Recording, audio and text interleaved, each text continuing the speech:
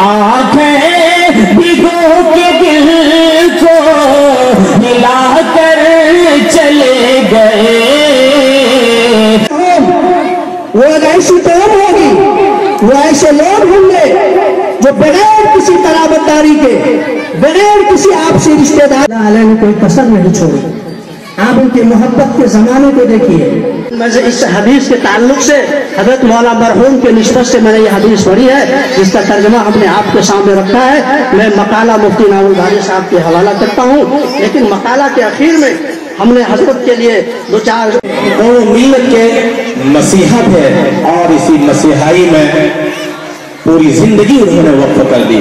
مجھے یاد ہے ایک چھوٹا سا واقعہ ان کی زندگی کا، کتنے بے باک، کتنے جرأت مند اور کس قدر حوصلہ مند انسان تھے. میں آپ کو گرمی سناتی تھی. 40 میں منشور امید علی کے گھر میں، ایک متوسط خاندان کے گھر میں ایک ایسا علم و ہنر کا تاج پیدا ہوتا ہے جس کو دنیا اسرار الحق کے نام سے روزہ کرتی ہے.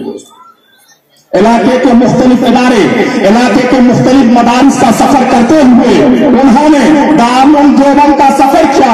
1964 میں ان کی دارالعلوم دیوبند سے فراغت ہوتی ہے. کے تعلق سے سجائی گئی تھی.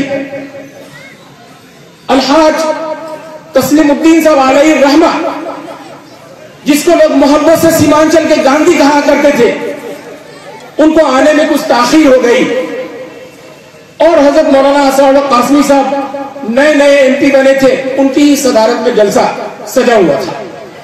کبھی آدمی بھولے نہیں ہوتے، وہ سوچ سے اور نکمے پن سے جو کام کرنے والے آدمی ہیں وہ مرنے سے پہلے سماج کو روشنی دیتا ہے. تو صرف دلی کے اندر مت کھپاؤ. تمہاری صلاحیتوں کا پیاسا سیمانچل کا علاقہ ہے، وہ پسماندہ علاقہ ہے. اپنی صلاحیتوں کو وہاں کھپانا ہے. تمہیں وہاں سیاست کی باغ ڈور سنبھالنی ہے.